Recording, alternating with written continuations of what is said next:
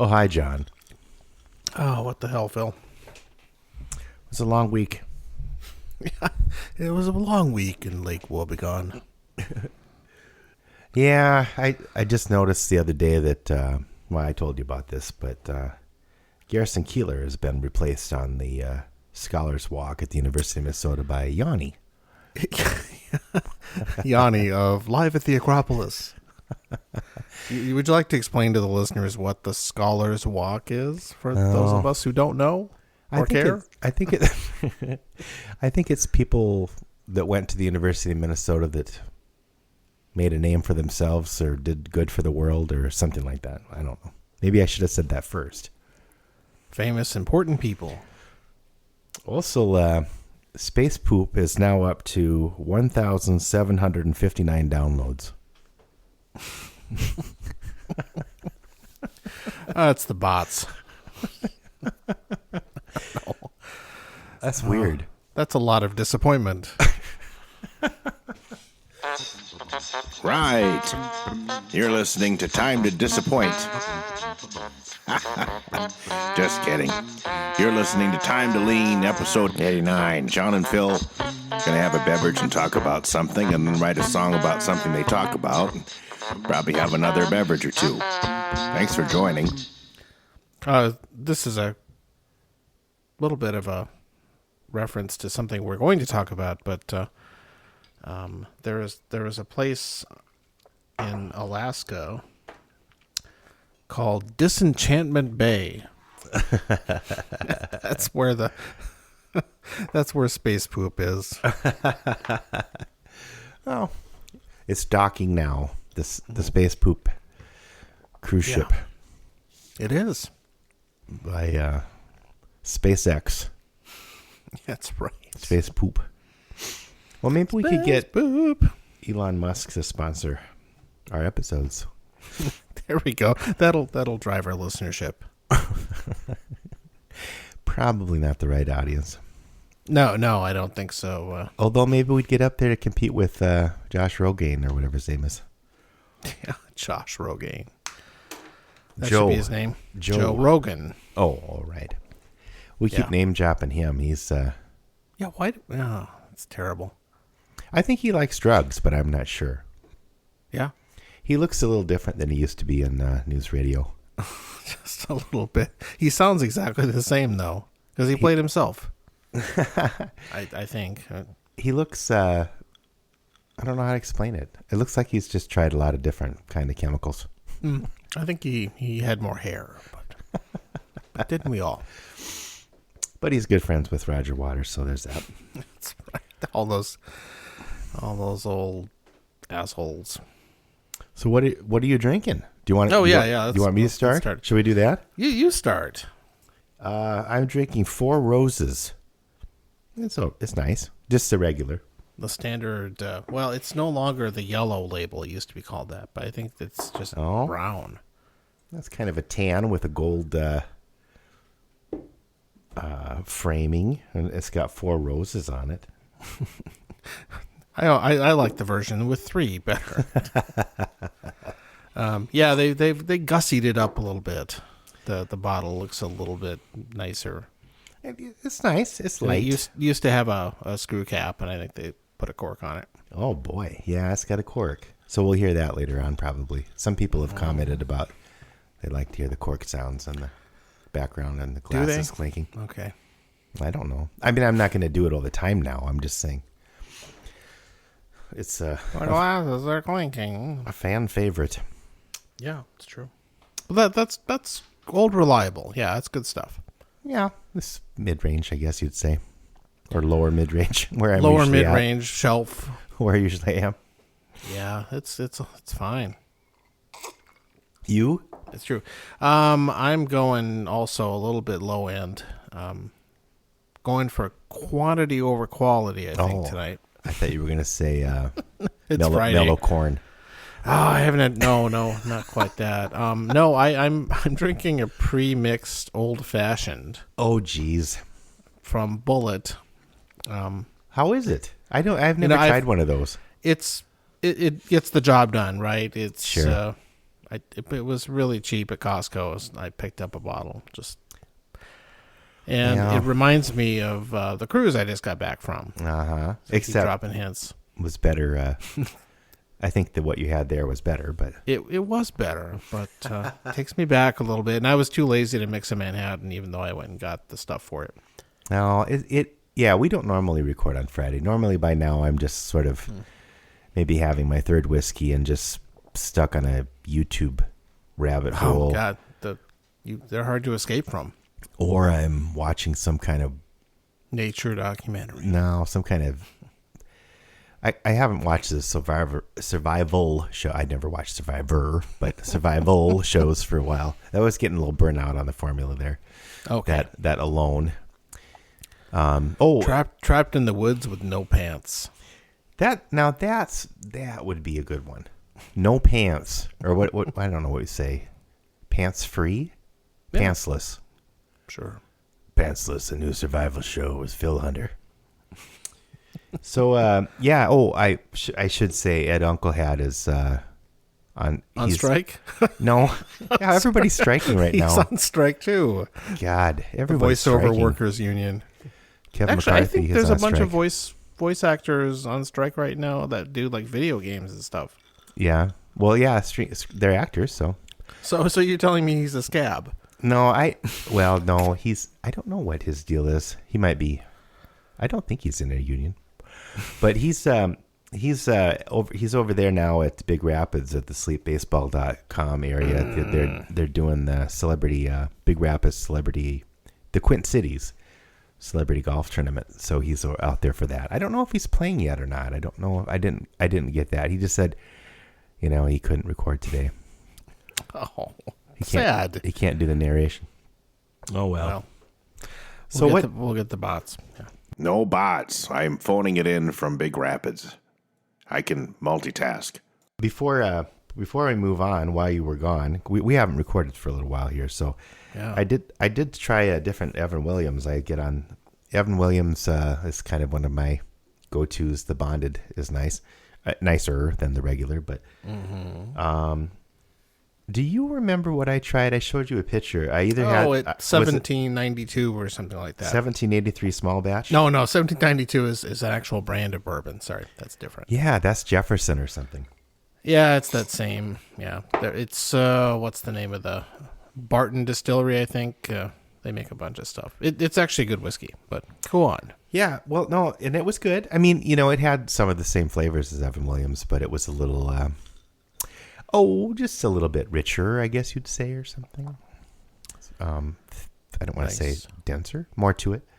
It seems to be taking. It's kind of taken the place of they used to have a single barrel Evan Williams that I think they discontinued, or they don't sell it in America anymore.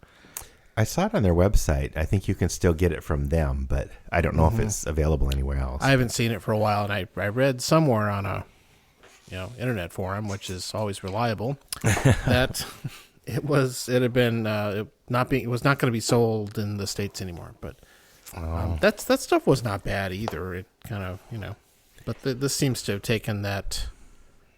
I don't know what is it. Heaven Hill that makes. I'd have to look it up. Williams, I think it is, and it's interesting. What seems to have replaced it is an actual Heaven Hill. Bottled in bond bourbon under their own name, though, this time. Okay, that's interesting. And that's gotten a lot of really good reviews, and I've started to see it in the stores here. I haven't gone for it yet, but sometime I will. I have not seen any of that kind of thing. I also tried Knob Creek 9-year. I got some of that. I've had their rye before, but that's almost... I won't say syrupy in a bad way. It's definitely richer. There's more. I mean, it's thicker, denser. I don't know. What would you say? What's the mouthfeel? What's the word? Yeah, it's also it's higher proof too, which doesn't hurt. Yeah, that stuff is typically 100 proof, 50%. Although they often have single barrel versions which are stronger than that. But the lowest Knob Creek is 50%. So Yeah, it might be a little sweeter. It doesn't quite have the Jim Beam peanuts, cherries, and fruit punch, whatever notes. It seems, even though it's the same company, that it has a different mash bill, I think. What did Bruce say? Almonds? Almonds, yeah, that might have been it. Bruce K. 2 episodes ago. Yep. Well, there. So we've been drinking. You got some drinking in. Wait. Yeah. You went to the fair since we've talked too. Yeah, this is gonna be just here's all the shit we've been doing and a download. Yeah, that's right. Or upload. And we have to recover from the mega episode of the South Middle School, which man, how many people were on that one? That was a cast of thousands. Well, we've got some good comments about that, so that was nice. Yeah, and the song came out really well. Everybody did a good job on it. Michael Johnson and Elizabeth Knowles. Mm-hmm. And they were great. And you and I added a little bit. We added our usual level of. We were pretty restrained. Yeah, for us. No, it was nice. It didn't really necessarily need anything added, but oh well. Oh, it needed bass. The bass was fine. Actually, it was fine just without us. It was actually pretty good without us. I just okay. Off you go. I was thinking about that episode, and I was really glad Elizabeth was there. I mean, and everyone, because it kind of balanced out some of the. I mean, I don't know. She helped put things in kind of perspective and stuff. So that was good. Yeah. So we recovered from that. So when we laughed previously on Time to Lean, or what do they say on the Fargo TV show? Erstwhile on something like that. I don't know. Jeez. They have some goofy things on that show. So we did our usual Minnesota State Fair visit. John is going to the fair. All is fair at the fair. Liz fair at the fair. With John at the fair. This year with Matthew P. Meth, yeah. He changed his name. Methy P. And Beeks. Boy, we made a visit. Yeah, did some good foods, and Bob B, who's not a friend of the show, but he could be. Yeah, well, he likes food. He is. It turned out one of his hobby horses or pet peeves is Sweet Martha's chocolate chip cookies, the ones that they shove into a bucket. Yeah. And then you have to use a bucket. No. Missio's bucket. Yeah, he's funny about waffle that. Thin. He does Those not like cookies them. are waffle thin. All right. They're I will have to say they're only good. I mean I don't think they're great. They're overrated probably. But like you would say, but the next day yuck. I mean there's not. Yeah, they're not good. You have to eat them right out of the oven, otherwise. In case nobody knows what we're talking about, Sweet Martha's cookies. They make them right there in the little shack, and they pull them off the cookie sheets and shove them into either a cup or a plastic pail, overflowing, and they put way too many in there and things like that. And then usually people get a bucket at the end. Because it's like, oh, it's amazing! It's a bucket of cookies, and they're still gooey and hot, and they taste really good the first few you eat. Yeah, and then you can't eat anymore, and you eat with the bucket. What you do is you eat enough of them off the top to put the lid on it, right? And then you take that home with you on the park and ride bus or whatever, and then they get cold and dried up, and they're just little hockey pucks. They don't. So, they just don't. They don't age well. And the thing is, they put so many on the top, they spill out, and as people are walking through the parking lot, they fall out and get stepped on repeatedly. So these little outlines of fossilized cookies are there, And of course, you had to post a picture of that. So well, that's the So I Bob was ranting about this before we went to the fair. Yeah, and like he was well, not unusually because he gets worked up about things, but he was very, very adamant about how awful these and animated that how people are just suckers, and they pig out on them, and they're a mess, and they're not very good, and he just really had a problem with those. I mean, as if there's not lots of other examples of that at the fair. It is the whole idea. So I just thought, rather than engage with him, which, whatever, and make these points that, you get the smallest, you don't get the bucket, you just get a little serving of them, you have a few, maybe share them, and then that's it. They're great. Definitely share them. And so instead, when I was at the fair, I took a picture of one of the ones ground into the concrete and put it on Facebook. That was my trolling. So anyway, it's funny because we went back a second time for uninteresting reasons, and well, didn't they go like 3 times? No, this year they only went once. Oh, okay. But my wife and I went back, and I this time I was like, damn it, I'm gonna get some of these and pose with them in front of me just to get him, get Bob, and so I went up to the stand, and I ordered the smallest little cup of them. Yep. And the gal started shoving them in there, and she got it about halfway, and I just said that's enough. And she was I'm like, good. What? And she just like, are you sure? Yeah, she doesn't want to get in trouble. Was like, yeah, no, I just no, really, that's plenty, and it actually was. Yeah. But I'm up here in the kitchen, so with a friend of the show, Birdie, who's asking to be let out. So I will. I'll explain who Bob is then, I guess. Yeah, well, you explain Bob. What instrument does he play? Clarinet. He's a sax player. Sax, woodwinds, and he plays lots of different things. Yeah, he lives like a couple houses down from me, and he's in a big band with John sometimes. And let's see what else. Well, he's kind of a neighborhood curmudgeonly kind of guy. He's on the neighborhood page, and people tease him a little bit, but he'll rant about something sometimes. Usually, not always food related. I think John mentioned maybe he should have a YouTube channel or something, or a food. Bob should have a YouTube channel. He'd be amazing. Critic thing or something. All sorts of things. He could just rant about whatever. He could read the weather. Yep. Bob's rants. Anyway, so yeah, the fair was kind of the usual. I always like the poutine. Oh, yes. From Duke's. I'm always afraid I'm going to say that wrong. Poutine? Yeah. Yeah.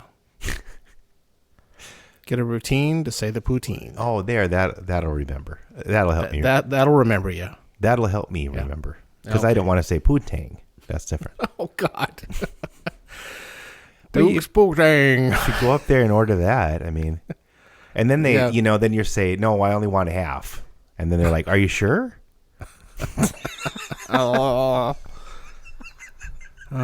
So, yeah, the fair was... I'll take half a poutine. It was good.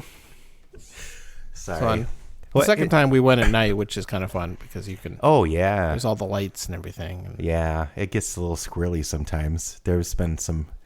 I didn't know there wasn't any issues this year. Was it a few years ago there was some gunshots or something? Yeah, it might have been last year, actually. There was a shot or two. But it seemed relatively quiet this year. Shot through the heart. Whoop, I can't sing on this show. We'll get... Beep. Yep. We'll get canceled again. Yeah, so that was the fair. We started school and... Oh, yeah. Oh, yeah. School started. John and I both work at major universities. And so there. Bullshit. Today, I don't know, this week seemed busier than... I don't know. I won't say necessarily busy. Busy in a different way than the first week of school, but I don't know. It's busy. Yeah, I don't know. Ours felt busy because we got some kind of a phishing spam cyber attack thing that a whole bunch of people got sent to them, and they got their accounts locked and all that stuff. So great. We had lots of Friday afternoon, when everybody's Of course. gone, and everybody can't get into their accounts. So it's like, I'll just wait till Monday. That's a good time. Yeah, I need to turn in my assignments. I'm like, so Shouldn't have downloaded that virus. Right. Don't click on the free such and such. Yeah. Oh, they can get pretty sneaky though. Oh no, they're much more sophisticated than they used to be. Probably just the like Russians. Oh yes, we're fine aged. Yeah. I don't know how long have we been doing this? Are we a 9-year Scotch yet, or a 9-year bourbon? We're not Eagle Rare yet, at least. Right? I resemble a barrel, but no. Fine. Right. So, what the hell? I don't know. What have you been doing? I don't know. Oh, Lord. Let's see. You were on a cruise, and I got new inserts for my shoes. How about that? It rhymes. I got my orthotics, so that was exciting. Mm-hmm. Got to get them replaced every couple of years. So let's start this out. I'll give a quick. I went on an Alaska cruise just last week, and I can give you a couple of overview facts about it. They're not all that different, Alaska cruises, and then maybe you can do as the kids say and ask me anything. Oh, I'll try about that. It's because I was too lazy to prepare anything. That's all. Well, usually I'll ask you something. Yeah. And if you can't think of anything, I'll just talk about the booze. Yeah, right. And maybe the food. I mean, those are the things that really matter, right? Well, you got to see a whale. Yeah, I did. So this was a 7-day Alaska cruise. We went on Holland America, the cruise line. Lots of the Dutch people on there. Oh, running the ship. Is there an American Holland cruise line? Holland America, yeah. No, but is there an American Holland? Not yet. Oh, we should start one. Yeah. There you See, go. I'm already asking you questions, and they're important. Yeah. I'm just interrupting. Really, we sailed out of Seattle. Went with again Matt P. Yeah, and a few others, and yeah. So yeah, go ahead. What do you want to know? Well, no, let's see. You went with Matt and Bex and or Bix or Bex. I always get that mixed up. Yeah. And your wife. Yes. And a couple of girlfriends. No, I'm kidding. Your wife's mom, your mother-in-law, and one of her friends. That is what they're called. Yeah. Yes. Thank you. Yes. Wife's moms are mother-in-laws nowadays, I've heard. My mother-in-law, one of her friends. 55 years they've been friends. I heard that. I asked when I saw them at Mancini's. That's right, they did. An exhausting part is I played a gig at Mancini's Char House the night before we had to sail. Yeah, it was like, so you probably got done. What did you get home, like midnight? Yeah, I was close to midnight, and we were already packed up and everything, or my wife did most of the packing, but still, we were ready to go, and then we had to be at the airport by like 5 a.m. to get on a plane to Seattle so we could make the boat before it sailed at 3:30 that afternoon. Oh, you didn't have any time in Seattle. That was just kind of a flying thing, right? We did not see any Seattle on the way out, although we did on the way home because we had extra time. Oh, well, maybe we'll get to that later. Yeah, that's at the end, Phil. I have fond memories of Seattle from a couple times when we were kids going out that way. You were sleepless. No, I slept. Although the first time we went out there, it was in the people we were staying with were in kind of an older sort of place by the sea, kind of, and there was it wasn't like being on a ship exactly because we were in an apartment building, but there was evidently when you were asleep, some rats would go through there. My mom wasn't very excited about that, but so that sounds like a good story too. That's all I remember. No, I remember we saw the Space Needle, but yeah. Okay, anyway. That's not as exciting as going on a cruise. So you left Seattle. we sailed away. Come sail away. Does the ship have a name? Like Yes, the, this the was Beatrice or the the MS Westerdam. Westerdam? And yeah, Which I would means describe Western it as lady? a medium-sized to small cruise ship, meaning it carries about 1,900 and something passengers. Okay. These days, that's considered smaller. Yeah. Well, those giant ones now, man, they're cities. Yeah, they are 3,005, 8. There's one that I think can hold 10,000 people, but not what? including the crew. What they need is a real giant ship and fit everyone in Rapid City. What's the population of Rapid City now? Well, it used to be 60-something. No, Let's say 70,000 people. no, higher. 76,184 in 2021. Sure. And they could do a Lake Pactola cruise. That would fill Pactola probably, though, wouldn't it? I think it wouldn't move. Oh, well. There's nowhere to go anyway. It just goes 2 feet. Okay, hope you enjoyed the cruise. Here's your shore excursion to the Shore outhouse. excursion. Right. We don't have enough restrooms for everybody, so Yep. It's a very big barge. we're going to go to the other side of the lake and have a picnic Yeah. as the excursion. Okay, I'm letting the dog back in, so I will cut this out for real. Think of your next question. We'll cut this out. Cut this out. Scream and shout. Let it out. We'll cut this out. Cut this out.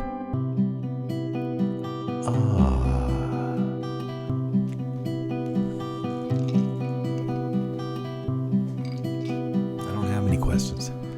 Okay, fine. So okay. So I don't know how long does it take to get to Alaska from this? You're not that far.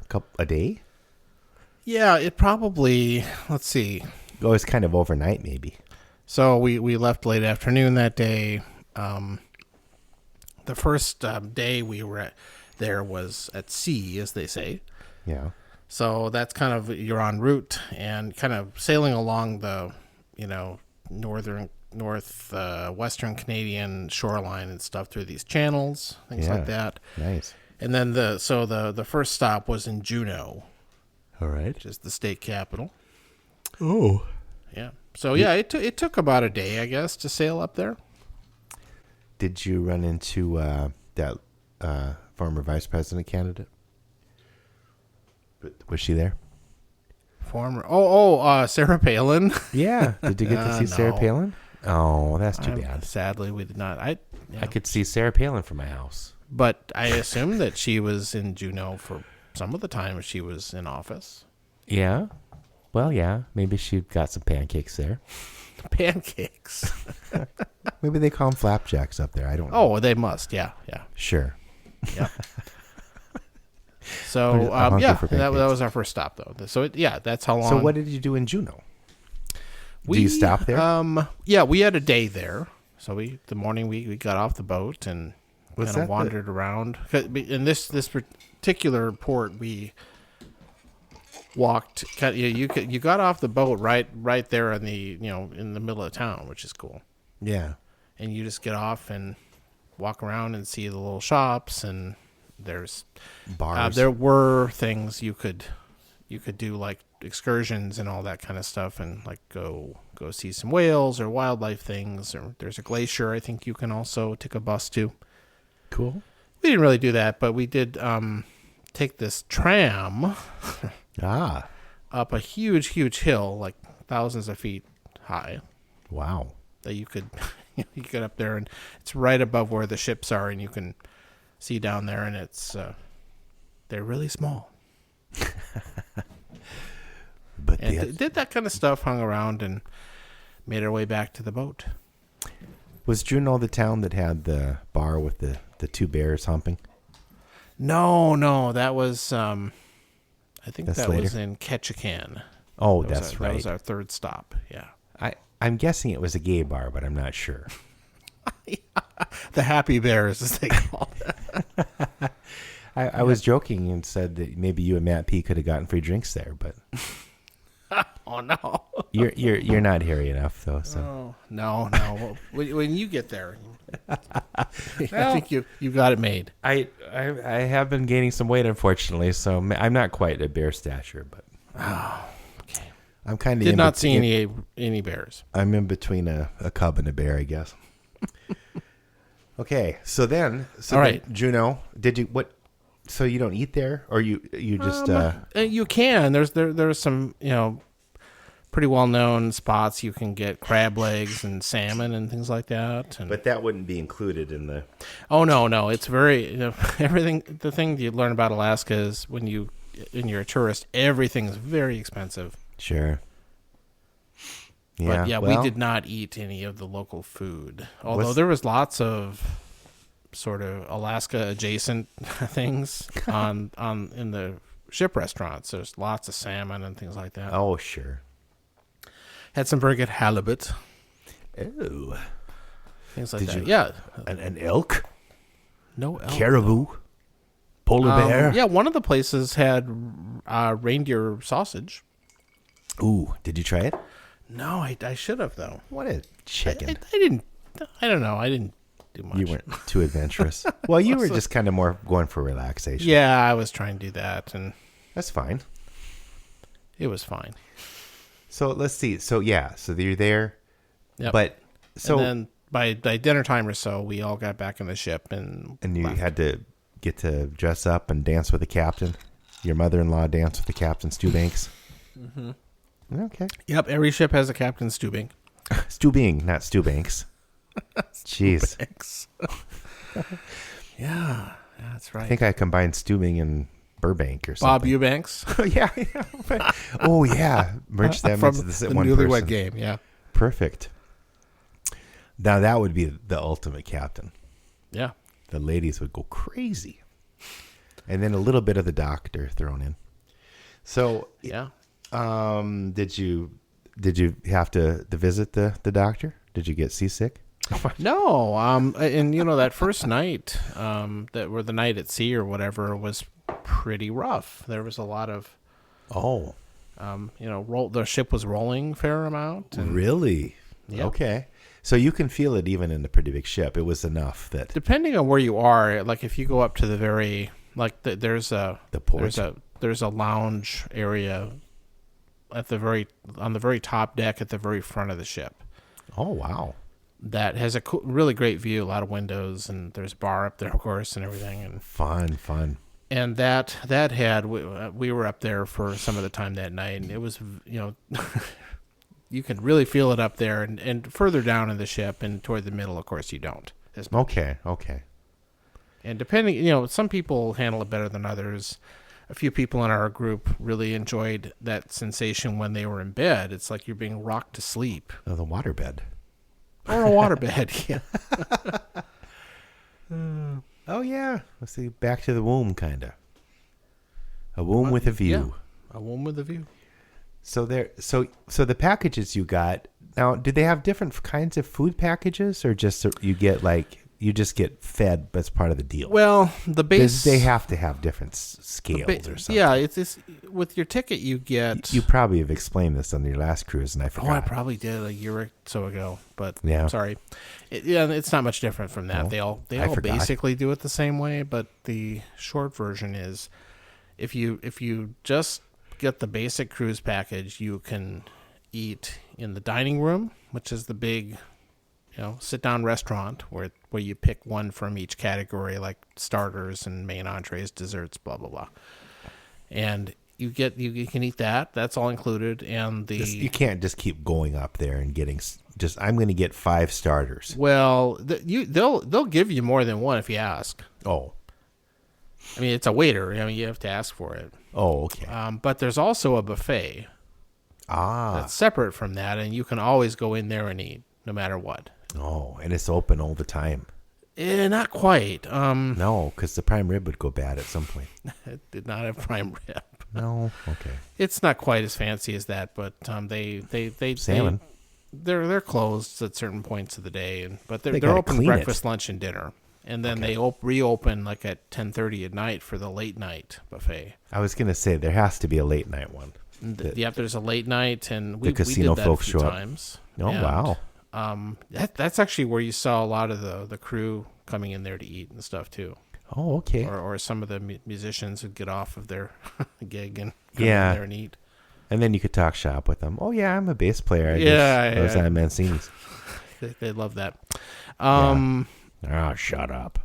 Yeah.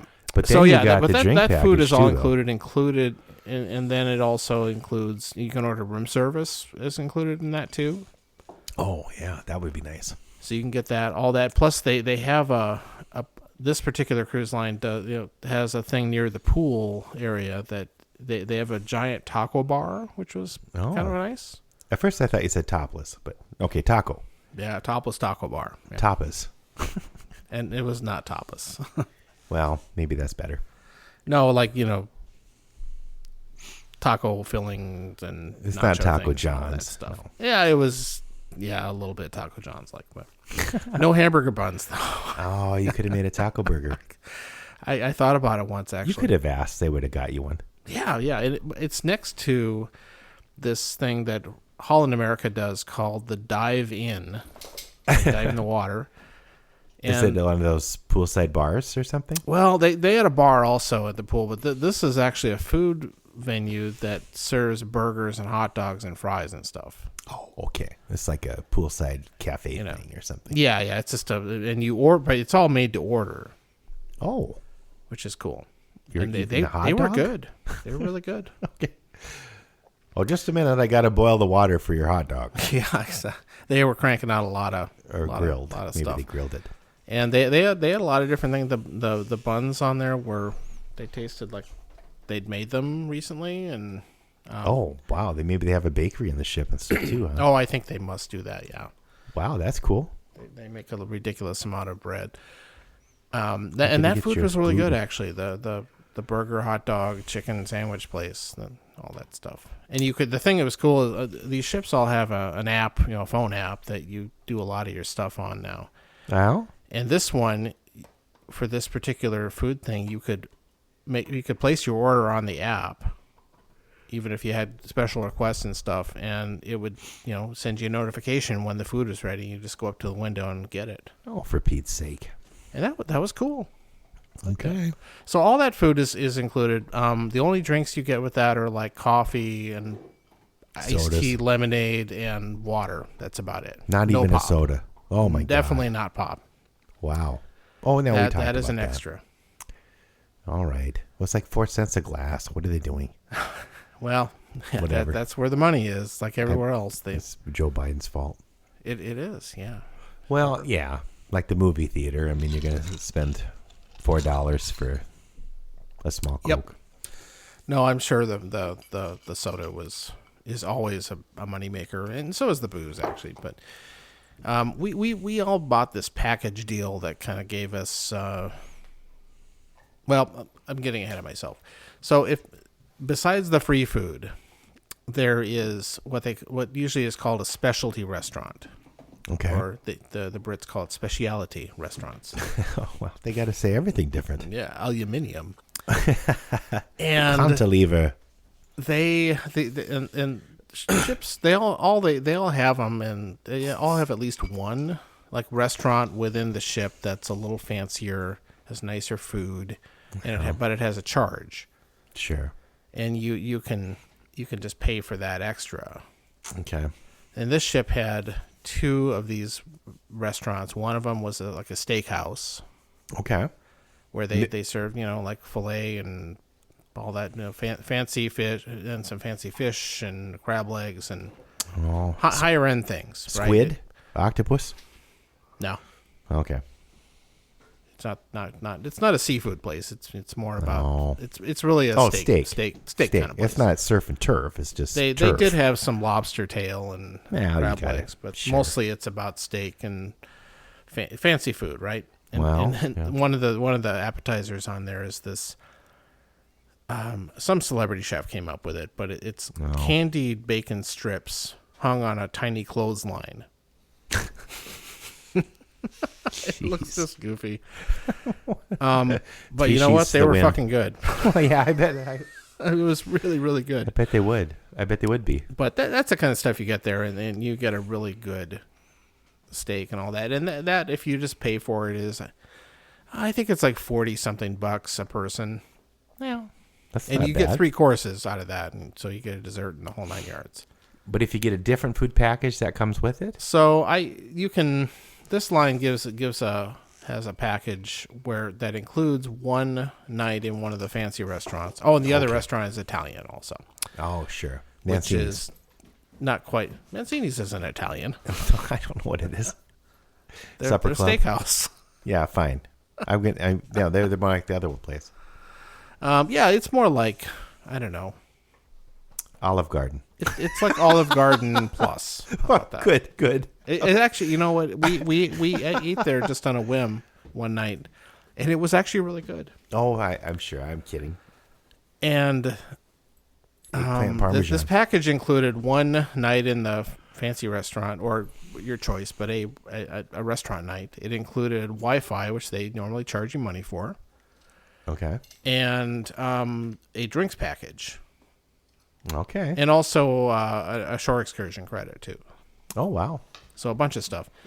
Yeah. And That sounds like a good all-around package. it was a if pretty you're good deal. If and you're this going to upgrade. This included the premium drink package, which basically is, anything from pop to cappuccino things, and definitely all the booze you want. Yeah. Good And stuff. all that stuff. So Yeah, you were texting me. You're like having an old-fashioned like every day.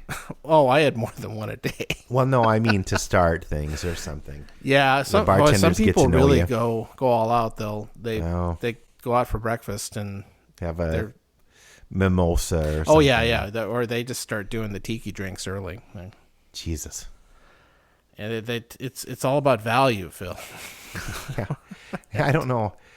All you can drink thing is maybe not a good idea for me, but that's fine. Yeah, it's tough. Although the thing of course my you don't wanna usual get routine sick. is I'd go in there is I would get I would order a drink, and then I would also, along with it, order a bottle of water, Okay. like that kind of bottle of water thing, and just drink them both. Yeah. Well, you got to And stay that- hydrated. Yeah, and that helped a lot.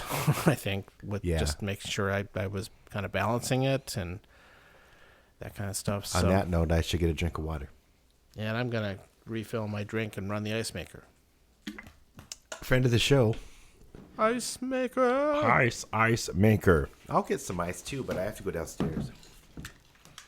Ice maker. Redundant.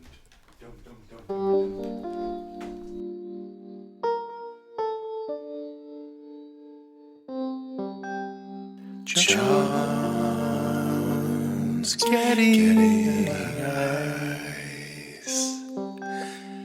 Ice is nice, except in border control.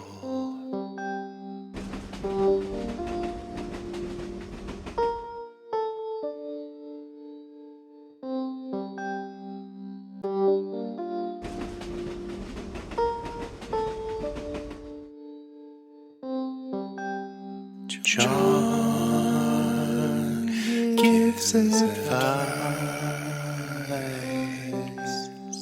John likes eyes.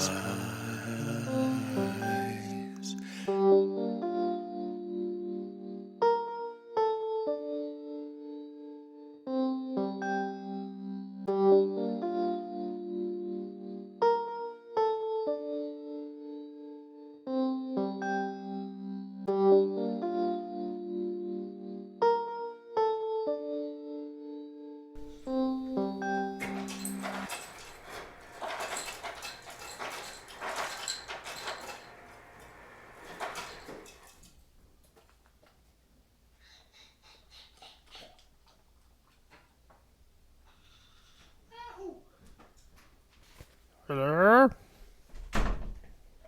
He's back. Water. I feel like I'm 67. Oh, tell me about it. Yeah, I threw an extra little dash of bourbon in with my refill of old fashioned. Oh, yeah. That'll do it. It's take Friday. it up a notch. Yeah. So Yeah. the booze. Bonk! I hit my mic. They have bars all over the ship. they're it's very easy to get alcohol. You're soaking in it. Well, and then people probably, lose some money at the casino or whatever too. So they're not losing money. Oh no, there's good money, and the ship isn't losing money. no. And it is nice to be able to just like, hey, that looks like a cool cocktail. I'll just try one of those. Yeah. You just do that. And the other thing that's nice too is that I don't know, we're sort of in the service industry. We're not food service, but it's just nice to have somebody help you out with something sometimes, splurge a little bit, go out and relax. Yeah. And Matt and I did a couple of, they called them mixology classes. But Oh yeah, you did a mojito one. Did you do a different one too? there was a second one that did old fashioned and a couple of martinis. Okay. Although they were, dessert martinis like, Cosmos and and chocolate martinis and shit Bastard like that. martinis. Yeah, they didn't make it a real one, and the bartenders just shake the shit out of the stuff Wow. they do in the shakers. They I mean, really, yeah. In Foamy. fact, one night I was a annoying snob and ordered one mixed stirred up instead of shaken. They were probably relieved. Well, maybe I think nobody orders them that way on these ships because it's not high end stuff. No. For the most part, and probably they were like, "What?" But if you're getting a regular martini, I mean, I don't know. Yeah, it's the same amount of work, really. You just have to throw it in the Stir it for a while. Yeah, you just have to stir it up, and you don't have to do the big shaking and straining thing. But it's not that different. No. But I did have some good regular martinis. They had some good gin. They had a Holland America line gin. I was just gonna say, did they have their own gin? They did have their own gin for it's their 150th anniversary of the cruise line. Okay. And which I'll come back to when we talk about the entertainment. Did somebody make it for them special? Yeah, I don't. It's somebody in Holland made it. Well, sure. It's an actual gin for them, and I had it a couple of times, and it's tasty. It's not shitty. Yeah. So it was fun to do that. The shout out to the bartender who is probably never going to hear this, but named Ryan, who I got to know pretty well because I went to his bar a lot. Well, he got to know what you wanted. Oh yeah. He would Sir John. I'd walk in there. Sir John. They always do that. These guys, the service staff, and of course the two gentlemen who were our cabin stewards, who were incredibly helpful and did lots of stuff, especially for family members that needed little assistance, things like that. Oh, nice. But the bartenders were great. This guy was, I was in there one afternoon and nobody else was in the bar, and he was just kind of hanging out, and I just had a good chat with him about whiskey and things like that. Yeah, I like to talk to the bartender sometimes when it's not so busy. Yeah, it was really really nice, and things like that. He told me, and I don't know if it's true or not, but I asked him about, because I kind of made mental note of what whiskey the bars all have, and most of them have a pretty basic selection. Like the bourbon selection is actually very limited. I think they just have Maker's Mark, and I think they had Knob Creek, and occasionally they'd have Buffalo Trace. Yeah. Okay. You mentioned you got one of those. A few things like that. Really basic selection. And they had more Scotch, actually, which might be just a reflection of the fact that it's not as American focused. I don't know. Yeah. But right. I asked him, sea. I noticed that none of the Not there were no high strength ones, barrel strength. And he claimed that they deliberately don't do that because of fire hazard. Okay. Because they catch fire more easily. Well, maybe. It could be. I mean, it seemed the highest alcohol percentage was, they had Knob Creek 9. Yeah. That was the highest, so at 50, but that was unusual. Almost everything else was 46 or below %. Yeah, Maker's Mark is all over the place. That's kind of ubiquitous, I guess. But yeah, it's and it's very, good. very. I mean, it's fine. And and Jack what Daniels they and have. all that shit. But yeah, I don't know. I don't know if I've had Jack Daniels in years. I think I had it in college. Well, I had it not that long ago, and it's awful. How do you compare? No, it to Jim Beam? I've had some of their higher end versions, and they're pretty good. Well, yeah. But how do you compare the basic to Jim Beam? Oh, that's tough. I think I'd almost rather drink Jimbo. Yeah. Although, really, most people throw back Jack in a Coke. Yeah, that's true. That's kind of its purpose in life, I think. My Uncle Jeff is that's his favorite thing. Yeah, and it works well for that. Complements it, but straight, neat, no way. so that's Holland America line. It's got had the exclusive Diligent. Yeah, gin? I'm sure How do you pronounced pronounce it wrong. I'm sure I Diligent did. or something. Yeah. Religion.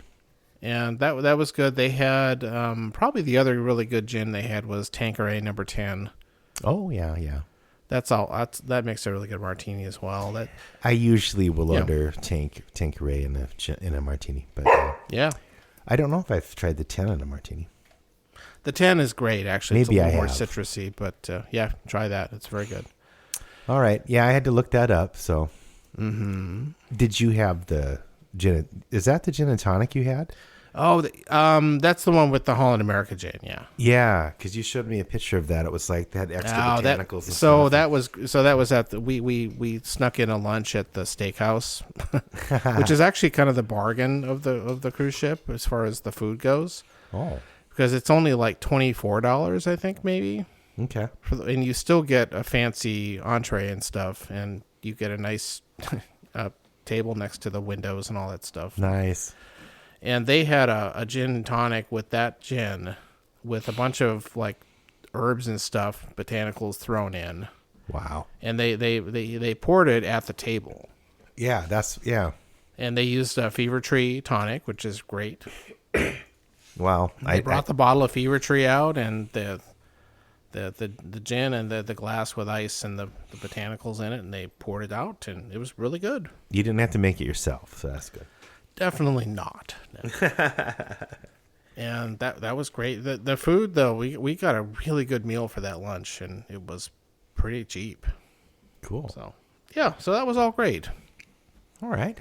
Yeah. And you had a balcony on your Yeah, we did spring for the veranda one, which some cool pictures. Alaska, it's worth it, I think, for that particular cruise because there's so much scenery. You can just sit out there and watch. Oh, yeah. That's what I'd be doing. Get room service. We were out there a lot, yeah. And also we had great weather, which helped. Yeah. Well, you never know. It could be pretty rainy. It often rains up there, so we only had rain on one day. The rest of the time it was really, really good. Okay. You timed even it the out. day we sailed up to the glacier area and got to stay out there. Now, am I confusing memories, or did you have a drink with the glacier ice in it? Oh, I did. Yeah, that's okay. All right. Yeah, they had a little gimmick thing at one of the bars where they had this glacier ice that you could have on cocktails, and I had a. Oh, I sure. think I had some scotch on it or something, and there's this very faint, salty taste to it. Okay. Especially when you get down to the end, it's mostly water. You can sort of taste it, but it was just kind of fun. On our honeymoon many moons ago, Jody and I were in the Jasper kind of area. No, before that we were at Edmonton. But all around up there, I think it's all burned down now. But is that where the fires were this summer? I don't Yeah, it know. might be. Yeah. Well, I think all of Canada was on fire, basically. But we went onto a glacier, and you could drink the water and stuff like that. That was before I was more into cocktails, but I probably could have done that too. But I remember the water being just so, because I love ice water, nice and clear and icy and cold, and I mean maybe a faint hint of dirt, but not a lot. I mean, not like, oh, I'm drinking dirt. It wasn't. It added to it somehow, but minerals. I don't know. It was good. 9 essential vitamins and isotopes. Icy popes. Yeah, we got to drink those glaciers before they're gone. So, these cruises we are might as probably well make contributing drinks to out of that. Yeah. I think global warming is just caused because they're drinking the icebergs. That's it. And at the steakhouse, you can get an iceberg lettuce, I heard. That's amazing what they can do today. Yeah. So yeah, it was great. We had a nice time, and on the way back we had extra time in Seattle, so we did a little tour and got to go to the Space Needle and the Pike Place Market and all that stuff. Oh, fun. It was just sitting on a bus, and this guy who retired guy was on the microphone, who he said he used to be a TV news reporter in the city. Okay. So he was really good. He just says that to get the ladies. Yeah, I'm sure. He kind of had a Ted Knight thing going on. That's funny. He had the gray, Perfect. the gray hair and everything. Perfect. Yeah, no, that was nice, and it was a way to. Our flight was later in the day, so we needed some time because they always kick you off the boat early in the morning when you get in. Oh, jerks! They have to get ready for the next group as they leave that day. So they want you out of there as soon as possible. What a weird life, the people that live on those ships and do that. I mean, they live there for the interesting months. thing is that this was the tail end of the season for Alaska. Oh yeah.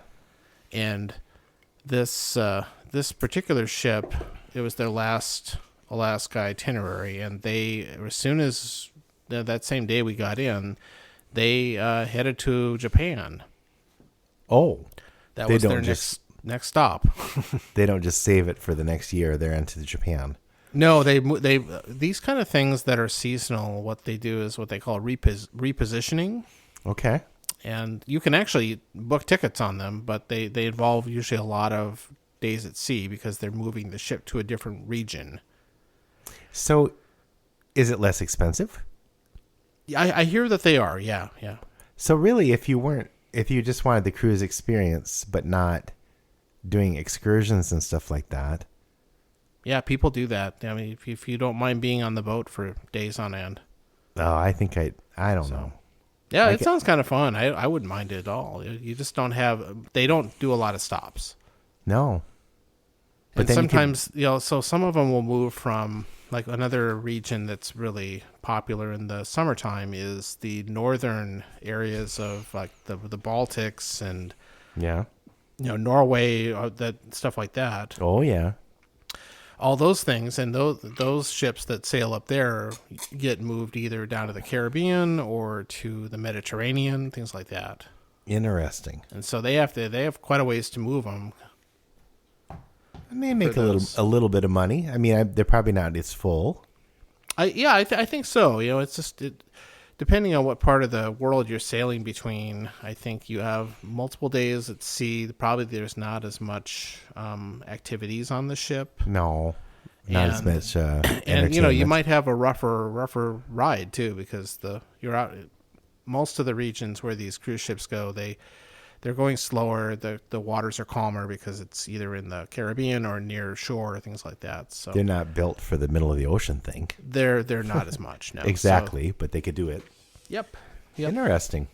Well, speaking of entertainment, did you get to see some great shows? Yeah. So that was Paul interesting. Schaefer was kind there. of a mix. So sorry, these ships all have large theaters in them where they put on shows, and there weren't a ton of them on this particular cruise. No. They had a really awful stand-up comedian. Oh. It's really terrible. Tell me later who it was, because I know somebody that knows somebody that does. He's a comedian that does this cruises. I don't think it's probably the same guy. I think this guy's good, but yeah.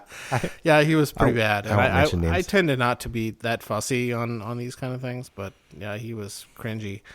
Oh no. And they had I don't know, they did a couple of nights where they just showed movies in there, which tells me they didn't have anything lined up. Movies? Yeah, just regular movies. Like Citizen Kane. Yeah, I would have gone to that, but no. Oh, but there wasn't much there. There were a couple of things like dance routine things, which didn't sound that interesting to us. The better part of the entertainment was that they have these musical bar areas. Oh, like a piano bar? Yeah, so they have one they call it the Billboard onboard thing. And that's like a dueling piano place. So the two grand pianos. And they facing each other? Yep, facing each other, and they take lots of requests, and they know a gazillion songs and all That's that like stuff. when Billy Joel and Elton John toured together. Is it? No. Okay. That would have been No, they interesting. did it. Yeah. They were facing each other. Oh, see, I don't even know. No, yeah. Well, this probably wasn't as good as that, but There's a picture of that. I think it's a picture of Billy Joel, and I remember saying, it was on Facebook, and I said, "Oh, that looks like Darth Vader after he removes his mask in Return of the Jedi." And somebody on Facebook was so upset at me. It's like, how could you say that? It's Billy Joel, and he doesn't look. And I was like, "Oh, I'm sorry, but he does. He did. He looked like that's funny. Anakin Skywalker, the old guy." Well, but they were good. Like the somebody requested "The Show Must Go On" by Queen. You know that song? It's from the last album. You know, when he's Innuendo, like, dying of AIDS and stuff. Yeah. It's wow. Awful. Really, yeah. It's really sad. And, there's so many good songs on that album. And the gal sang it, and she was really good, and just had probably had the chords and lyrics in front of her on her little iPad, but figured it out. That's something I would never have out of all the Queen songs that people would request. No, that's not one I would expect. No, and that's not something she probably just knew. Yeah, I mean, she must have sort of knew it, but yeah. I mean, wow, that's whatever. Impressive though. Yeah, no kidding. And the other, they have another lounge area it's more like a small club that usually has a rock band in it, and they do 70s and 80s and 90s hits and stuff like that. Oh, 90s, that's pushing it. Maybe I'm not even sure I heard any 90s stuff, but I mean, I'm just saying for the cruise crowd, 90s is a little too 70s new. and 80s was most of it, though. Yeah, and I felt very pandered to. They have a lot of Foo Fighters. No, not that new. And they were good. It was Nirvana. It was a good, solid live band. They knew the tunes well, and they had a couple of vocalists that did well. And it's not the one-hit wonders though. With well, no, not with a friend of the show, Carrie. Yeah, John Kerry. John Kerry. No, Kerry Johnson. Kerry, what? God damn it. Kerry Johnson. Why do I keep? That's so weird. Yeah, this band didn't have any horns in it Gimlet. either. No, but, Christopher couldn't work there. They had, and they also had a jazz trio in one of the bars. Oh, for a couple of nights. Yeah. That sound, they played a lot of the shit I play on gigs. So. Yeah. And no drums. They were good. Huh? They had a piano, a bass, and a guitar. Guitar. Okay. Yeah. If I could play guitar, drums are too loud. If I could play guitar better, I'd join you guys sometimes. But yeah, they were good. A little jazz guitar. So yeah, that was. I think that was all the entertainment. Yeah, it was. It wasn't as good, I think, as the Royal Caribbean one we took last year. No. Which was, to be fair, a bigger ship. But that one had some actual shows that they put on at night, like review shows and things like that. And the comedian was definitely better. So Ouch. I think that was really the only disappointment for that, as far as that goes. But the musicians they did have I thought were very good. So you don't really do the casino stuff? I do not. No. No. Although I was amazed because this was not the case on our last cruise, but the casino is the one indoor spot you can smoke. Right. And I didn't smell any cigarette smoke in that casino. Air filtration has gotten so much better now over the years. I'm on some healthy building committee thing at the university, so I'm learning all about HEPA 13s and whatever. Oh, well, maybe it was. Lots to cut out tonight. Or not. Crisp and clean and no caffeine. What? That's booze. Sprite? Oh. Whiskey. Is that an old ad? Yeah, I don't know. Oh, Lord. Okay. Yeah, No, anything else you're dying to know about the cruise? No, it reminded me when we were in Seattle, we were on a pier and eating fish and chips, probably the first time I ever had that. And the seagulls would I wasn't really paying attention, and one of them took my French fry out of my hand. Other assholes. Yeah, no, they're aggressive. But it was pretty fun though. That's cool. I think we went to some aquarium and they were like, "Hey, does anybody want to get kissed by a sea lion?" or something like that. And I was like, no one was doing it, so I said, "No, I'll raise my hand." So I went up there and you stand on it's like a diving board except safer. It's got handrails or something. And I think was it a whale or a sea lion? I think it was a sea lion. It would come up and goes on your cheek, gives you a little kiss. Oh, I've seen people do that, yeah. Yeah. Or it's like when the dolphins take the fish out of your hand. Now, out of your pants. No, that's a different show. Yeah. So these things don't have late night burlesque or anything kind of sultry or naughty or anything. Nope. It's all PG-13. It's very family friendly. I mean, no, don't get me wrong. The demographic is quite old on these particular cruises. Yeah, maybe they're past the age that they'd like a burlesque. Yeah, they don't. I mean, maybe some other cruise lines do, but you couldn't really do Cirque du Soleil stuff if the boat's moving. I mean, that would be hard. I think some of them do something because maybe you could do it. Like you're on a rope. The last year one had an ice skating rink, and they were doing all sorts of Olympic. Yeah, no, in the lower level they had an ice show place you could. No, I remember you telling me about that. And some of them do these big. Yeah, they do kind of Cirque du Soleil acrobatic stuff on some of the other boats. So yeah, they can do it. Well, all right. It's pretty amazing, but they can do it. So none of the things I've been doing are up at that sort of going on a cruise caliber, but I did go to the Gnome, which used to be the Happy Gnome, and now it's just the Gnome. They're not as happy. Oh. And because I heard they had several Oktoberfest. I like Oktoberfest. I like amber beers, and they had over 18 Oktoberfests right now.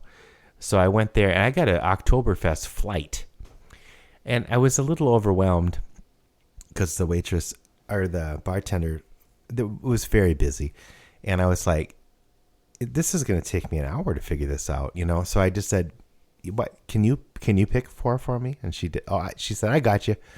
And she ran away and came back. And it was good. 4, they're all different too. So it was, I don't know. I was like, I want to try all 18, but then I probably would have to take an Uber home.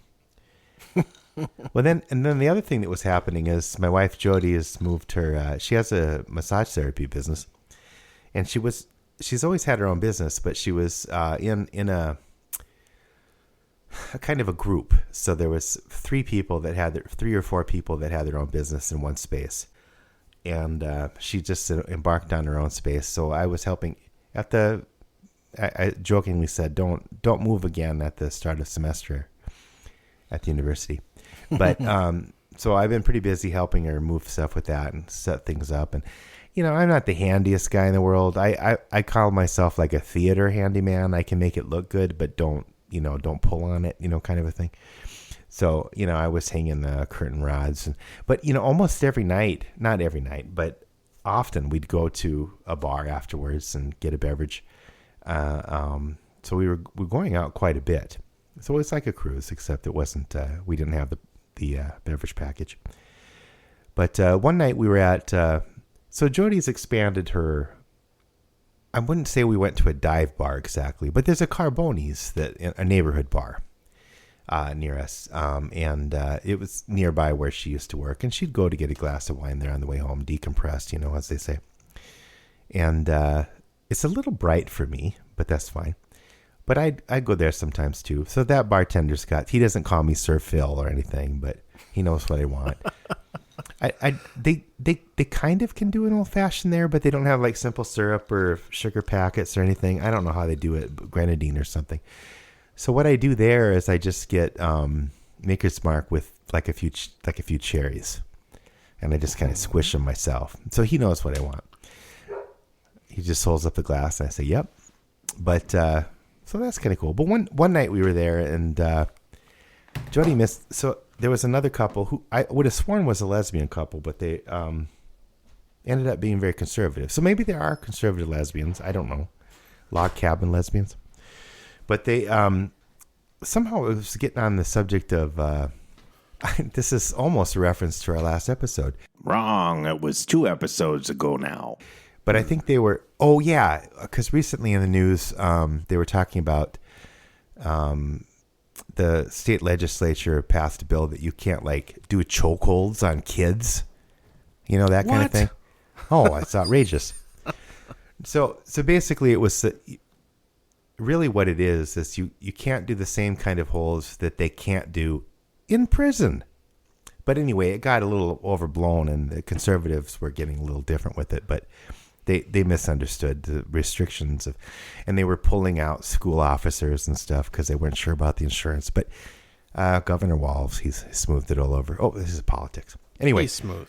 Yeah. So, Jody kind of assumed that they were on the side of choking kids, but somehow she misunderstood, and somehow it got into this thing where. People were talking about, I was beaten at school and best thing that ever happened. It's like, what? They were like, Jody's like, oh, I misunderstood. But we're, it's a neighborhood bar and it's pretty, I guess, I don't know if you say blue collar, but I've had some good conversations there, but it's not, I really would try to avoid politics. But this bartender, Greg, I mean, he was, it was getting a little weird. And Greg said, well, how about that Viking games last week? And then everyone's instantly talking about the Vikings.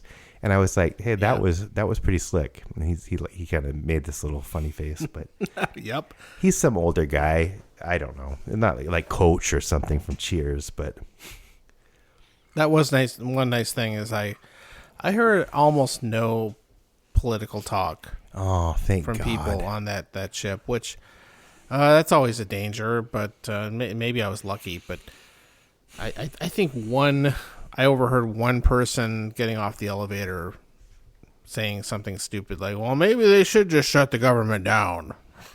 Oh, yeah. Well, they will. But that was about it, and I managed to avoid anything else, and that was refreshing. Well, you're on vacation, Yeah, and you like to think everybody's pretty chill and happy to be there, and so I think that's great. If somebody's having unlimited drinks, it might. That'll bring me to maybe a last observation about that trip is sure. Considering that the whole ship was awash in booze, that I never saw anybody just completely plastered. Well, they sweep them away. So they just fall off the ship. And what? But really, nobody being, drunk asshole or... I mean, there were people who were definitely kind of a little bit drunk, but it wasn't like... I never saw anybody puking or anything stuff. People were... Maybe it's because everybody's old, but... They know their limits? Ship. Maybe if I go on Carnival or something, then everybody's out there drinking too much. And I mean, people were definitely... Again... they were buzzed and all that stuff. I'm also guessing, though, that the bartenders and everybody, I mean, they're so attentive. They keep track of things, probably. Well, they do limit people, but it wouldn't take much. No. If you Well, just you can have 3 martinis. I mean, that's... Yeah, you get a limit, I think, of 15 drinks a day. Do you have a punch card? No, the computer. It's all in. When you order something, it's all on a computer. Yeah. You have to give them your room key that keeps track of everything. Yeah, big brother. it's all tracked. But yeah, that's really that was nice. That despite all the booze around, there were not really obvious annoying drunk people. I guess what I'm getting at Except me. is, oh, no, you're a nice drunk. I think that I like to think so. I guess what I'm trying to say is I have a funny feeling that if someone was getting a little out of hand, they'd be it could be, yeah, really quickly. They got security everywhere, I'm sure. The plain clothes. It's kind of the flip side of having so much service staff around, I guess, and they're on top of everything, and yeah. And but the service was great. They were very, very good. I'm just saying. Now, what do they do about tipping? So, because I know some of us are not a fan of tipping. Yeah, but they do a gratuity charge it's overall for the crew that they charge you at the end of the cruise. Okay, or you can pay it in advance. It's a fixed amount. Do you pick a percentage? Like no, when you're done with your bill? There's a base gratuity you pay. It really should be part of the ticket, to be honest, but they don't do it that way. Just like they don't do it in restaurants. For some tax reasons. Well, it makes the ticket seem cheaper. Sure. But well, it's like a Ticketmaster when you go to see Peter Gabriel or something. They have all those other fees. All the fees. But we left cash in our room for the room stewards because they do so much extra work because they come clean your room every day and do stuff, and they brought us distilled water for our stupid CPAP machines and all that stuff. And do they do the towel folding thing? Is that more of a Caribbean kind of thing? I've heard about that. The towel, what? The towel folding. Oh, they do that too. Shapes. They did it a couple of nights. No. Make a little elephant out of your towels. No, yeah, I don't know. That's kind of a tradition, I think, that they do. I think you can even go. They'll even show you how to do it, like a little activity class. That might have been better than the bastard martini night. Yeah, that was just a really cheap way to get a ton of booze because they'd have you come. It was all pre-mixed, pretty much. You just pour a shot of this and a shot of this, and here's how you shake it up, and then you pour it, for your fellow class attendees, and it was a lot of booze. I don't know. There's probably a lot of swingers on there. Did anybody give you kind of a funny look, like an older couple, kind of, hey, how you doing? No, but no, okay. Maybe you would though. No, I wouldn't do that. No, you might get the looks. I might. No, but no, you probably did, but you didn't notice. You got to be perceptive to the swinger look. Yeah, well, we're going on another cruise in December with a bunch of the Knowles clan and almost everyone that was on the last episode. Yeah, plus a bunch of extra and a lot people. More. It's almost a that might be different. It's a different cruise line, bigger ship. It'll be in the Caribbean, so and you'll be like a third of the, yeah, almost be. Jesus. Yeah. So, are you all? Do you have your rooms and stuff set up? Are you all like on one wing together? Or We're all on one deck. Yeah. Wow. That's kind of cool, though. There's hundreds of rooms or whatever, so it's not like No, but that's neat.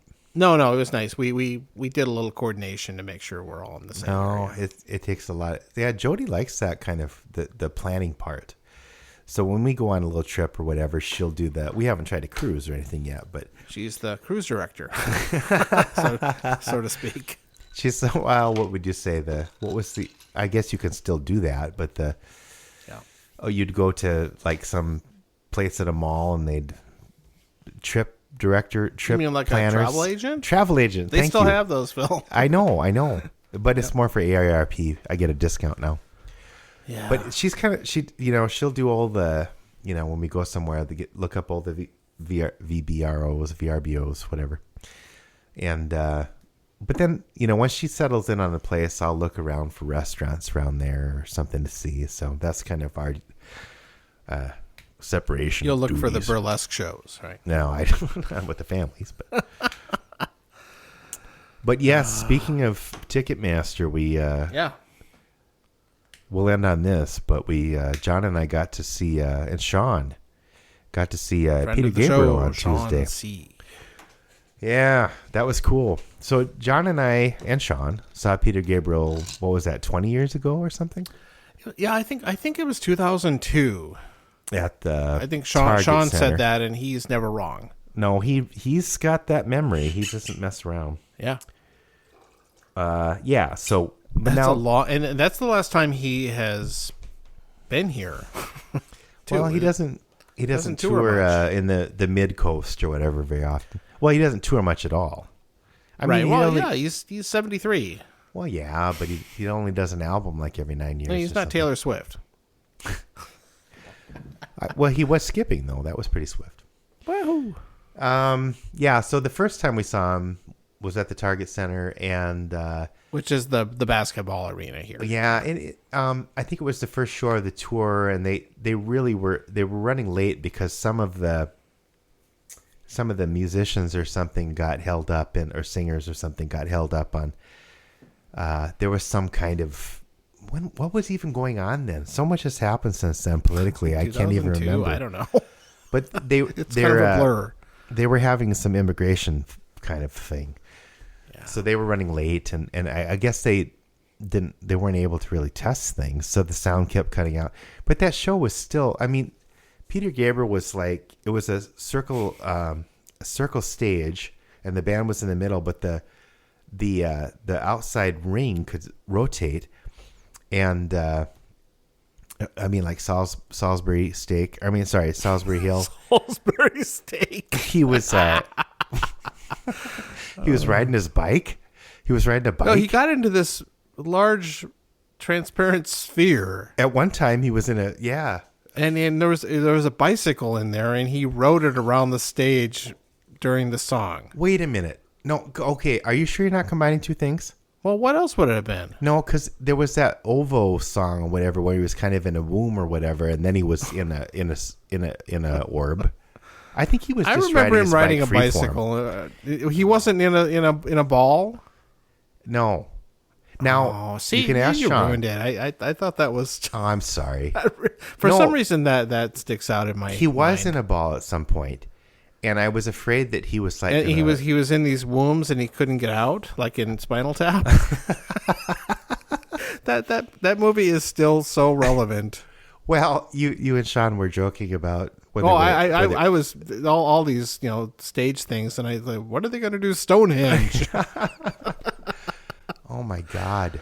Well, anyway, and then I don't know. That was a great show, even with the sound screwed up. But Yeah, no, I mean it was problematic, but it's still it was a great show.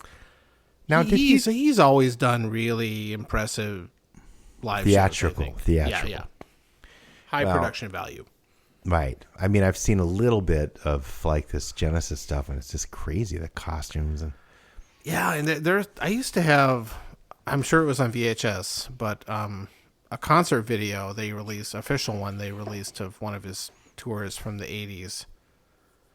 And that was cool too. I'm sure it's been reissued and stuff, but that I should see if I can find that, because I don't think I've seen. I mean, I remember his videos, of course, were always it was music videos, pretty groundbreaking. I mean, he'd spend hours on stop motion and whatever. So anyway, we got to see him on Tuesday. People listening to this, Tuesday was It was a Tuesday night. yeah, which is I probably only got like 5 hours sleep, but It was a tough night. But it was, and now friend of the show, Ethan B. So what happened is, Sean and Ethan and I got tickets. I got pre-show or pre-sale tickets because I'm on the full moon fan club or whatever it's called, Peter Gabriel thing. And, you know, it was like they seemed to be going fast, and I didn't want to spend a lot of money, and I was way in the nosebleed and the $55 or $50 seats. And, you know, if I didn't get something just right, they were gone right away. And finally I found three seats together way up there, but it was right in the center. I thought, this is cool. I mean, for that cheap. And, but I don't know what happened, but none of us put it on our calendar. I think I would have completely forgotten about it. Ethan did. He scheduled something else he couldn't get out of. And one of his friends had posted about it, and Sean was like, oh yeah. Phil. So he sends a message to, oh yeah, I just got this reminder about Peter Gabriel. And you know, and Ethan and I are like, what? Oh no, but I didn't have anything scheduled because I don't normally on Tuesday night. But so Ethan couldn't go, and I was like, okay, I gotta ask John. And I know you just got back from the cruise, and you were like, oh, I don't know. Yeah, And, I'm really glad I went though, and it was. Ethan said, great show. Hey, have the ticket. I can't use it. Yeah, that's very generous. I if he's listening, thank you very much. Thank you, Ethan B. Yeah, Friend of the show. I should have just bought a ticket when you guys did. I'm not. I might have been there's a friend of ours named Christian E, who used to, whenever there was a concert ticket price that was high, he would say, well, I wouldn't spend $50 to see Mozart come back from the dead. I think that was his kind of like, that was a lot more than that. I was probably in that mode whenever I heard about this, and probably the ticket sale was probably a year ago or something. No, I know we completely forgot about it. Yeah, but I'd forgotten he was coming here at all, and I haven't been following him because he's promoting his new material, which he has not released the official album yet, but he's been kind of releasing one song at a time every full moon. And he'll talk about it a little bit. If you're he talks a lot. If you're on the fan club, you get the video. No, he did talk a lot. I don't remember him talking He this did much a lot of monologuing on that concert. Oh my God, it was funny though. I mean, I also kind of wonder, because he's so low key, he barely moves his face or mouth. But oh yeah, it's very dry, you know. But it was very funny sometimes too. Like. Well, anyway, we ended up getting better seats because I guess they didn't sell out or something. Yeah. So we were trying to figure out how to get to our seats, and we were getting on the elevator, and the elevator guy is like, we said the second floor, and he's like, second floor? I got some good news for you. And I thought he was being silly or something. Yeah, because it's actually on third floor. Yeah. On the roof. And I'm not used to somebody operating the elevator for me. I was like, do I give him 50 cents or what do I do here? But, he's like, no, go over to the thing. You've been upgraded. And I was like, oh, what? So we got like, I think at least $100 seats. So anyway, what was I saying? Shoot. Yeah, we got nice seats though. Yeah. Yeah, but I was going to say something.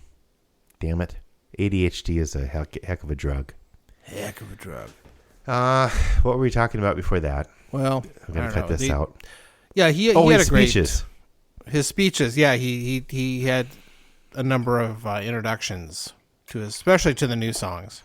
Yeah, and it was well, some of it was like, now the character is going to internally combust or what, I don't know, but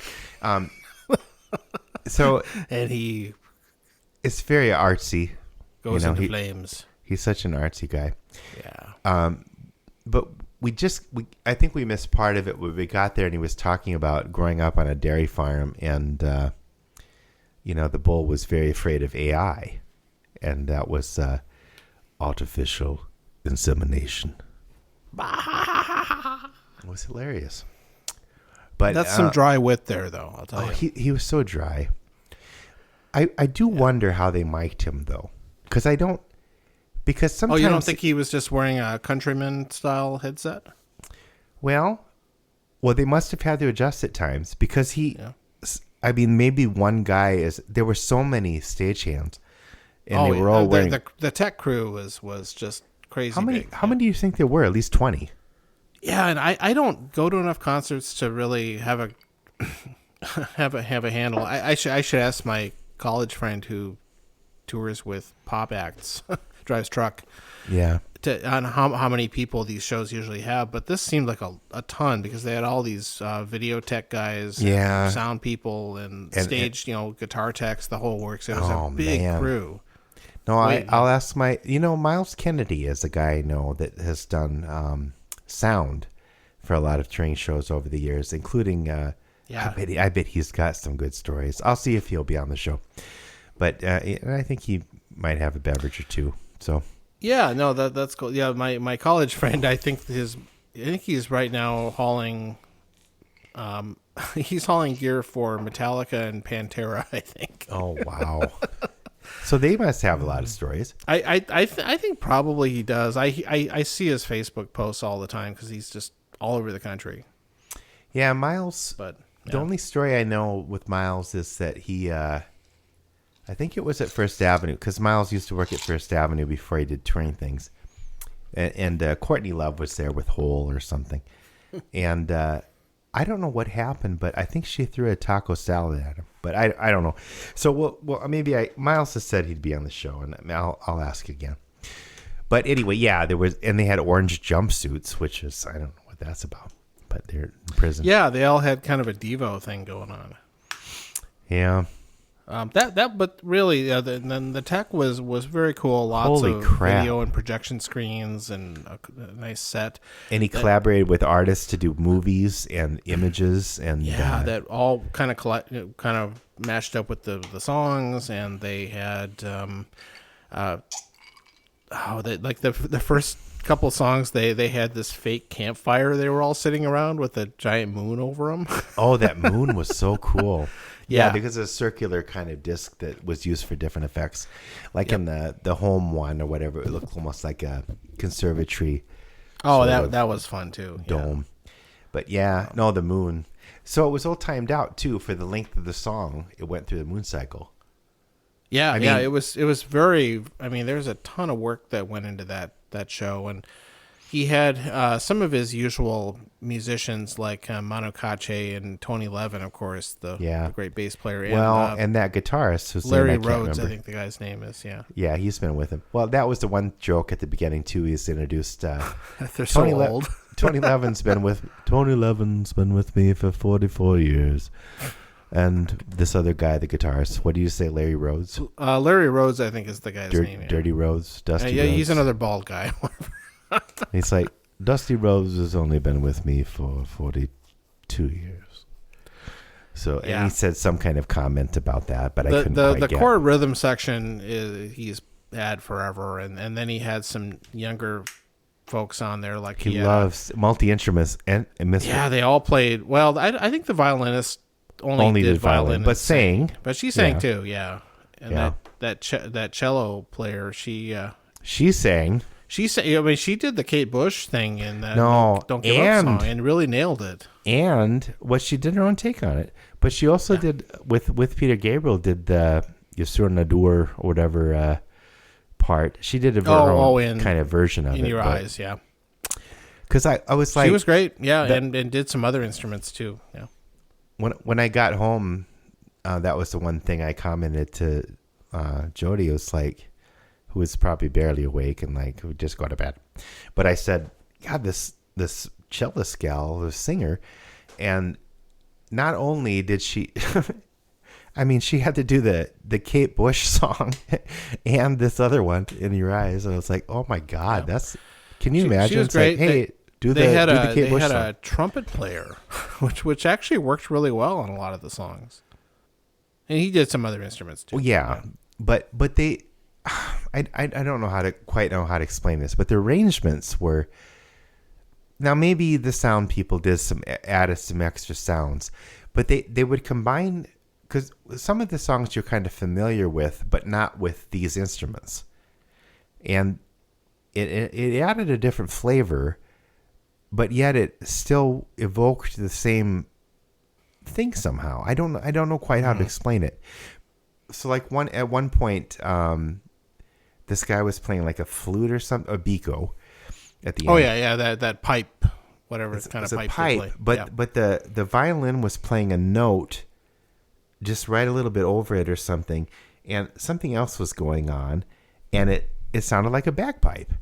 You know, I was like, but there wasn't anybody playing a bagpipe. It's kind of the thing An about a lot of intonation these thing or things something? that there were some tight intervals there. I think Yeah. that part of it, and also a lot of like that song in particular. I know had like some of the other ones. They all have some sequencing going on, kind There's of in the some other background, stuff some going on. percussion. Yeah. The thing is that like the drummer, there's a lot of electronic percussion on Peter Gabriel songs. Yeah. A lot of programmed drums, but he only had a kit. He was only playing regular drums. But he has to kind of play it to the. I don't know how. Well, it must be they all challenging. play. I'm sure they all play to a click track in their monitors and stuff. Oh, I'm sure it's all timed out. Well, that's the other thing. I mean, they all had cameras on them, and they would alternate, and probably they all had their own monitors, and they could hear what they're doing, and yeah. it was. I don't know. There's a lot of. It's very carefully, choreographed and timed out. Oh, some of the effects. Well, it timed out, which is weird too, because normally you go to a live show and, I mean, they can't just say, oh, it's going to be, you don't go by feeling so much, because you can't, one song is like 9 minutes and 30 seconds sometimes, and it's 9 minutes, because it was like that one song, I can't remember, but it had this clock ticking down. Yeah. No, there was all, I suspect all the shows in this, if you went to one in a different city, it would be exactly the same. Which is kind of strange to me. Yeah, it's a little like, putting on a theater show where everything is.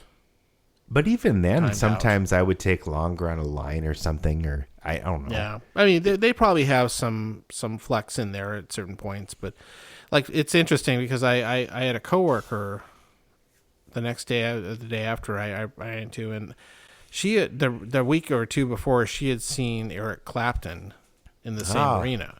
Old slow hand. Yeah, and I mentioned that. Yeah, I showed her one of the pictures and said, yeah, they had this amazing set and all this other stuff, and that's so different from what Clapton he was just him and his band on a stage, and they just played. Yeah. It was a traditional rock band concert. They just got up there, and it's like nothing else. Now, each night might be similar, but I'm guessing it would be different every night. They probably vary. The thing that's nice about, I think, doing the more conventional one is you can vary your sets more. Yeah.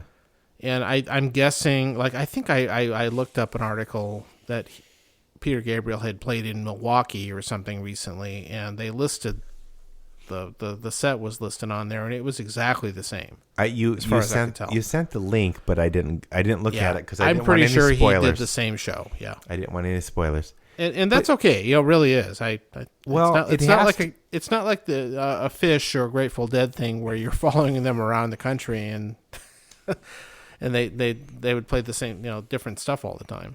But as a performer, though, I mean, I'm not a big fan of repetition. Not that I'm a performer like Peter Gabriel. I'm not comparing myself to that. But there's a certain amount of repetition. But every night's a little different, and I like that. Yeah. There's, little happy accidents or whatever. I mean, I think that's what makes it exciting to perform is and I'm not saying that there probably isn't some variants like that or artistic. I'm sure every night's taken. a little different, but this whole if you compare exactly them 3 closely, minutes or whatever. Yeah. Yeah. But I'm pretty sure, the timing of the songs is probably pretty similar because it has to match up to all the video all these and effects, things like that. the video. Yeah. I mean, everything's timed perfectly. Yeah. And, wow. and that's I think that's the way he cool always too, does though. stuff. That's cool too, though. Yeah, it's really impressive. Yeah. But to do that, 20 times, it seems weird. And the guy can still pretty much sing. He's got his falsetto still. Yeah, he can. I mean, you could tell he's working harder to get some of those things. And sometimes the background singers would fill they in help for him. or take over. After Yeah. And that I definitely that's a common thing. And but he's 73. Yeah. And he's he still sounds pretty good. Or they supplement his falsetto. Yeah, you know, yeah. he's got a couple of ladies who can sing that high. Right. Yeah. No. Or Tony Levin doing that deep. Well, that was fun. I don't remember. I didn't know he was a singer, but maybe he isn't really. But that was funny. He must be able to do something because he could. Maybe that's him on the original. I don't know. Well, that's what I was going to ask you if you knew that, because I don't. In your eyes, but he sure did that. sounded like it though. He did it. At one point, it was highlighted at the very beginning. 2011 had not a solo, but that was cool. But no, he was singing at other times. Everyone. No, and speaking of Tony Levin, I mentioned on my Facebook post, but I was trying to keep track of how many basses the guy played. 4? I counted at least 6 plus a Chapman stick. Now, what's a Chapman stick? I That's think I know, but let's. It looks like a large 2x4 with frets on it that you play. It's like a stand-up or a bass, but yeah, you don't. It can be played with a strap also, but it's got frets on it, and you play it two-handed, kind of like almost like a stand-up upright. Well, but the thing is, you use both hands to finger the notes, though. Well, okay, so that wasn't the thing that he was using that looked like a stick. But he was using a bow. That was what's called usually as an electric upright bass. Oh, okay. That is different. That is more like an acoustic. I don't bass. know what the Chapman stick looked like. He only used it once in the show, and that was when it was him and the guitar guy who were kind of. No, I remember that. Yeah, they had. That was the one time he brought out the Chapman stick. He set it up as in this corner. Yeah, this the dueling basses. Yeah, electric bass versus. Well, yeah, but they play together, so it'd be electric bass and well, that was kind of a guitar thing, but yeah. Wow, that's a weird. Yeah, if you haven't seen that, go Google it or something. It's really weird. The Chapman stick. It's like a weird guitar and bass hybrid thing. I think I watched him playing it, but I didn't. Okay, sure. Yeah, you use both hands to play the notes. It's not. It's a little bit different than. No, I remember watching him do it. Yeah. No, so on the one song, at least one of the songs, maybe Big Time. I'm not sure, but he brought out these weird little finger stick two things. Orange finger extension things. Yeah, I've seen him use those before. I don't know what they're called, but it's kind of a way to tap on the string. Well, get a couple for whatever song we do for this string, one. And it like bounces off the fret and makes this really.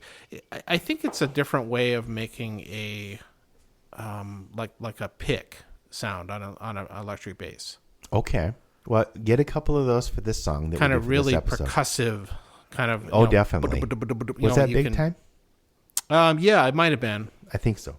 There was one other. Yeah, but I've seen video clips of him using those before.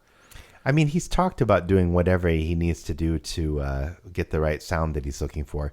Like one time he, what song was that?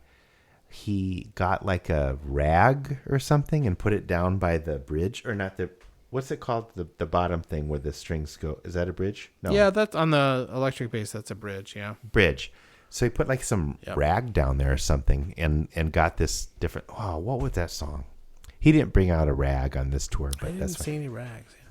No, but he had a lot of different, mostly electric basses, 5 strings usually, I think. But it was that. I mean, I wonder if some of them were just like every couple of songs, the guitar tech would come out and swap for him, so you'd have one that was all tuned up and everything. It's all tuned, and it was meant for that song. Yeah. You know? I mean, why not, right? Yeah. But yeah, he didn't have like. So one time I went to a Neil Young thing. I think it was Paha Sapa or something. That's a different story, and we're getting a little late here. But I ended up getting free tickets in the Rapid City Civic Center when I was on tour with the South Dakota Proud show.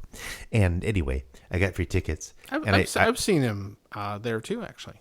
So I walked in and.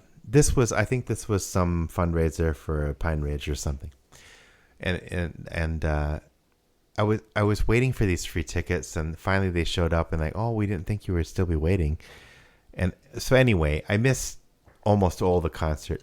But right when I walked in, I wouldn't have even needed the tickets. I just walked in. And then Neil Young walks in. He had just started a set. And I think he had like a rack of at least 8 guitars. I don't know. Oh, yeah. 6 or 8 guitars. It's like the opening of Spinal Tap when Rob Reiner's walking around in that little room with all the guitars. It's like that.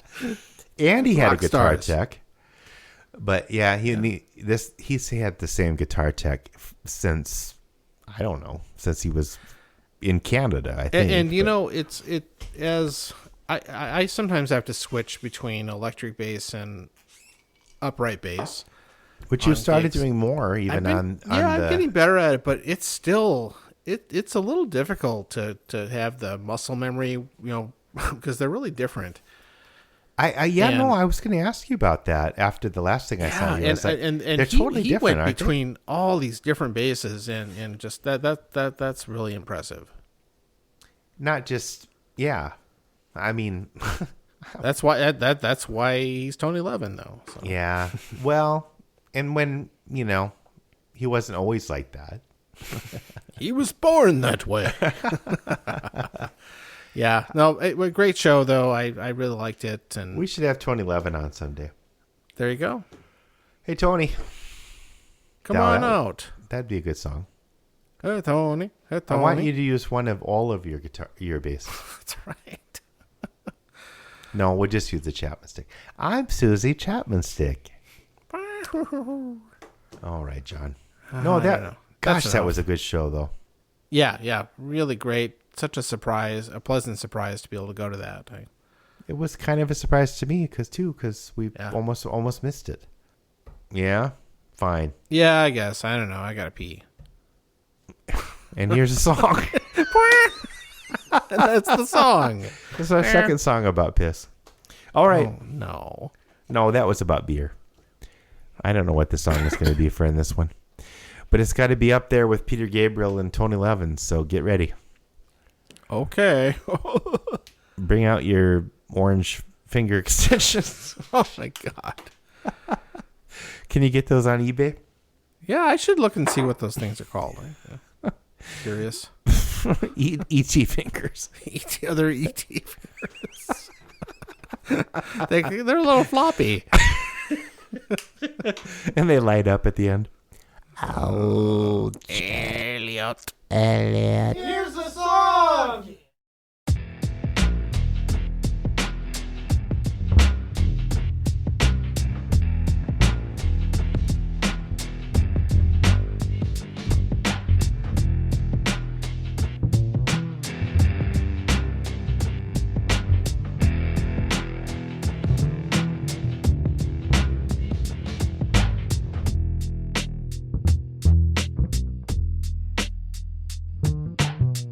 I got my pot, I got my DMT. I hit record and millions play me. Cue Roger Waters on the Israelis. Cue Alex Jones on the Dempsey Babies. Josh Rogaine, I'm Josh Rogaine. Am I acting or am I insane? I don't care what the guests are saying, not as long as the fans are paying.